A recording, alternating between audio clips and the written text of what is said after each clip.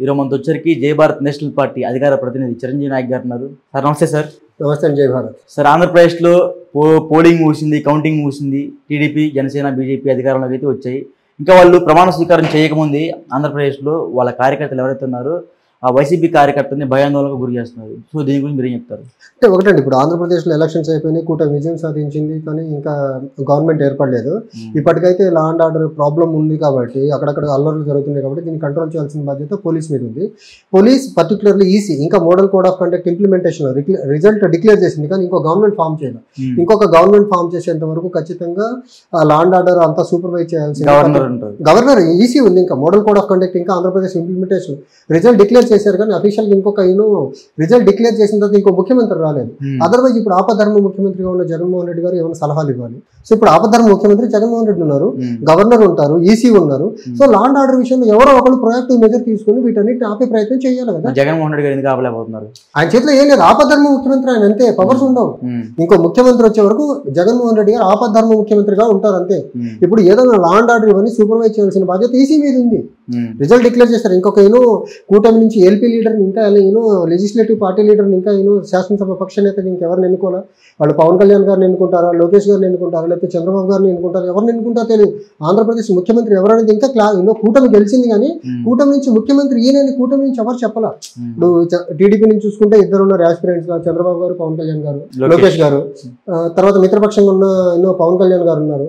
ఎవరవుతారో ముఖ్యమంత్రి తెలియదు. ఇంకా గెలిచారు, కానీ మా ముఖ్యమంత్రి కూటమి నుంచి వీళ్ళు అని చెప్పలేదు. నేను పోనీ బీజేపీని కూర్చోబెడతారో కూడా ఎవరు చెప్పలే. ఇంకా ఈ క్రమంలో ఇలాంటి అల్లర్లు జరుగుతున్న టైంలో అట్లీస్ట్ బాధ్యతాయుతంగా కూటమి నుంచి గెలిచిన లీడర్స్ అట్లీస్ట్ ఒక కాల్ ఇస్తే బాగుంటుంది. అల్లర్లు చేయొద్దు, గొడవలు చేసేదాన్ని కాదు మనకు మ్యాండేట్ ఇచ్చిందని ఒక పిలుపు వాళ్ళ క్యాడర్కి ఇచ్చి గొడవలు ఆపగలిగితే బాగుంటుంది. ఆ గొడవలు రాష్ట్రానికి మంచిది కాదు, రాష్ట్రానికి అట్ ద సేమ్ టైం ఎవరైతే గొడవలు చేస్తున్నారో ఆ ప్రాంతాలకు కూడా మంచిది కాదు కదా. రేపు వీళ్ళందరి మీద కేసులు అయితే పోలీసులు కేసులు పెట్టుకొని కోర్టుల చుట్టూ తిరగాల్సింది గొడవలు చేసిన లీడర్లు ఎవరు తిరగాలి. లీడర్లకు అంత అవసరం కూడా పట్టదు, లీడర్ల మీద కేసులు బుక్ అవ్వవు. ఎవరైతే లోకల్ గా పైన లీడర్షిప్ ని పైన గెలిచిన పార్టీని చూసుకొని గొడవ చేస్తారో వాళ్ళ మీద కేసులు బుక్ అవుతాయి. సో అల్టిమేట్ గా కోర్టుల చుట్టూ తిరగాల్సింది కామన్ పీపుల్ కాబట్టి అది గ్రహించి గొడవలు కొంచెం దూరంగా ఉండండి. మీకు గెలిపించింది గొడవలు చేసేదానికి కాదు, ఆంధ్రప్రదేశ్ కి అభివృద్ధి చేసేదానికి. సో ఆంధ్రప్రదేశ్ అభివృద్ధి మీద ఫోకస్ చేస్తే బాగుంటుంది. అంటే అప్పట్లో వైసీపీ పార్టీ వాళ్ళు ఇంతకు మించి ఎక్కువ చేశారంట. ఇప్పుడు చేసి ఉంటే దాని కాన్సిక్వెన్సెస్ చూశారు కదా. అప్పుడు గొడవలు చేశారనే కదా జగన్మోహన్ రెడ్డి ఎంత దారుణంగా ఓడించింది. ఇప్పుడు వీళ్ళు గొడవలు చేస్తే రాబోయే ఎన్నికల్లో ఈ కూటమిని కూడా దారుణంగా ఓడిస్తారు. మళ్ళీ ప్రజలు ఎప్పుడు గొడవల్ని అల్లర్లని హర్షించరు. ప్రజలు అవి గొడవలు చేసుకునే దానికి వీళ్ళ నోట్లేసి గెలిపించలేదు, గొడవలు చూసేదానికి కాదు, అభివృద్ధి చేసేదానికి వీళ్ళకి ఇంత పెద్ద మ్యాండేట్ ఇచ్చారు. సో అభివృద్ధి పదం వైపుకి తీసుకెళ్ళాలి, ఆంధ్రప్రదేశ్ ని అభివృద్ధి పరంగా ఎలా ముందుకు తీసుకెళ్తారో ఆ విజన్ చెప్పండి, కానీ గొడవలు చేయడం ఏమాత్రం సమంజసం కాదు, సమర్థనీయం అంతకంటే కాదు. ఆంధ్రప్రదేశ్ లో మాజీ ఎమ్మెల్యే బాలినేని శ్రీనివాస్ రెడ్డి గారి మీద దాడులు జరుగుతుందంట, వాళ్ళ కార్యకర్తల మీద జరుగుతుందంట. అదేవిధంగా కాన్స్టిట్యున్సీలు చాలా వైసీపీ కార్యకర్తలు ఎవరైతే ఉన్నారో వాళ్ళ ఇంట్లోకి చొరబడి రాళ్ళు విసిరేయడం కానీ గడ్డపడలతో కొట్టడం అలా జరుగుతుందంట. సో మరి ఇంత తీవ్రంగా జరుగుతున్నా సరే ప్రతినిధి నాయకులు ఎందుకు స్పందించలేదు?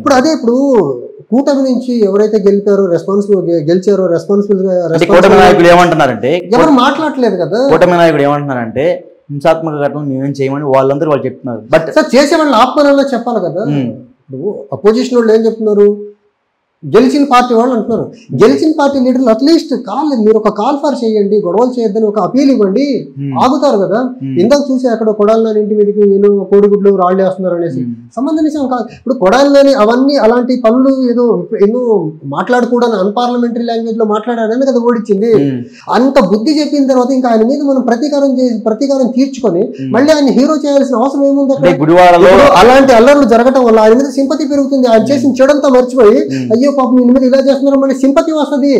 అంటే గుడివాడలో అప్పుడు ఇంతకు ముందు వైసీపీ పార్టీ అధికారం ఉన్నప్పుడు టీడీపీ శ్రేణి మీద ఆయన ఇంతకంటే ఎక్కువ ఆయనే ఎమ్మెల్యేగా ఉండి మంత్రిగా ఉండి ఇంతకు మించి ఎక్కువ పాల్పడ్డాడు ఆయన. ఇప్పుడు అవన్నీ చేశారనే కదా ఓడించింది.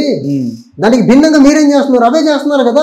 మీరు ప్రజలు తీర్చుకునేదానిక మీకు ప్రజలు ఓట్లేసింది, గొడవలు చేసేదానిక మీకు ఓట్లేసింది. కొడాలని తప్పు చేసి ఉంటే చట్టపరంగా శిక్షించండి. ఇలా ఈ లంపెన్ లంపెన్ గ్రూప్ లా వాళ్ళ ఇంటి మీదకి వెళ్ళి రాళ్ళు కోడిగుడ్లు వేయడం కరెక్ట్ కాదు కదా. అదేవిధంగా వైసీపీ పార్టీలో ముఖ్యంగా ఎవరైతే ఉన్నారో కీలక నేత అని చెప్పుకోవచ్చు విడుదల రజని, ఆమె ఆఫీస్ ను కూడా ధ్వంసం చేశారంటే గెలిచిన మరుక్షణమే. ఇది కరెక్ట్ కాదు, ఇది సంబంధించిన అసలు ఏ మాత్రము కాదు. ఎవరైతే ఓడిపోయిన వాళ్ళ మీద ఇది కాదు మీరు చేయాల్సింది. వాళ్ళు ఏమైనా తప్పులు చేస్తే చట్టపరమైన చర్యలు తీసుకునేదానికి పోలీస్ వ్యవస్థ ఉంది, ఎంక్వైరీ చేయించండి, చట్టపరమైన చర్యలు తీసుకోండి. అంతే తప్ప ఈ రకంగా అల్లరి మూకలుగా పార్టీ క్యాడర్ అల్లరి మూకలుగా మారిపోయి అలా ప్రతిపక్ష నాయకులు ఇళ్ల మీదకి వెళ్ళి దాడులు చేయడం కరెక్ట్ కాదు. అంటే జగన్ కూడా చంపేసే అవకాశాలు ఎక్కువ ఉన్నాయండి ఈసారి. అవి నాకు తెలియదండి.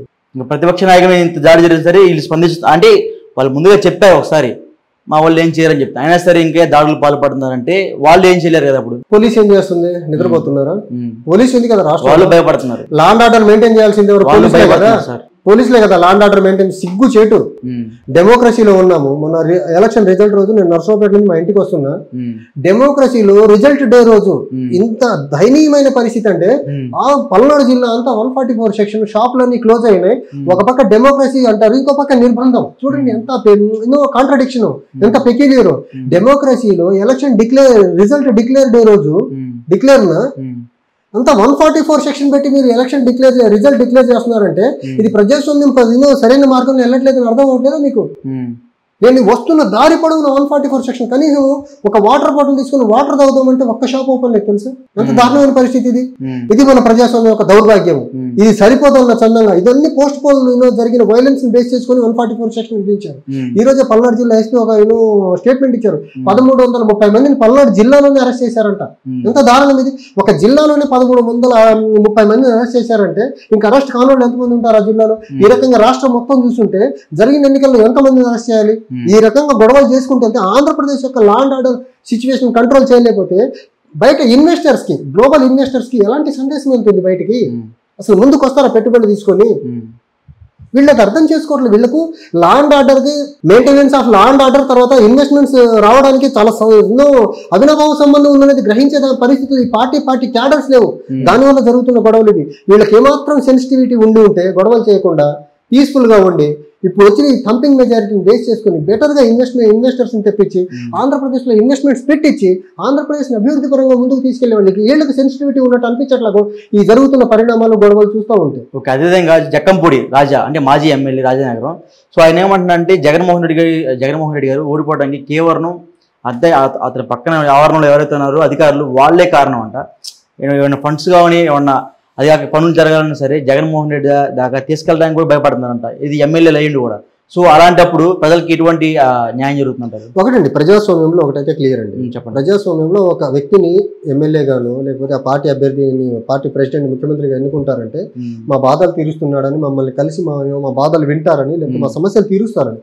ఒకసారి గెలిచిన తర్వాత మిమ్మల్ని గెలవాలంటే కోటరీని అడ్డం పెట్టుకొని కోటరీ మిమ్మల్ని దాకా కలవకుండా ఆపేసే పరిస్థితి వస్తుందంటే డెమోక్రసీలో మీరు మీ పార్టీగా మీరు డెమోక్రటిక్ రిప్రజెంటేటివ్ ఎలక్టెడ్ రిప్రజెంటేటివ్గా మీరు ఫెయిల్ అయినట్టే. దాని పర్యవసనం చూసాం కదా. పార్టీ ఎమ్మెల్యేలనే కలవలేదని ఒక బ్యాడ్ మెసేజ్ సమాజంలోకి వెళ్ళటం వల్ల అంత ఘోరం ఓడిపోయింది. మంత్రులకు అపాయింట్మెంట్ ఇవ్వరనే ఒక అపవాదం వచ్చింది, ప్రజలకు కలవట్లేదని ఒక అపవాదం వచ్చింది.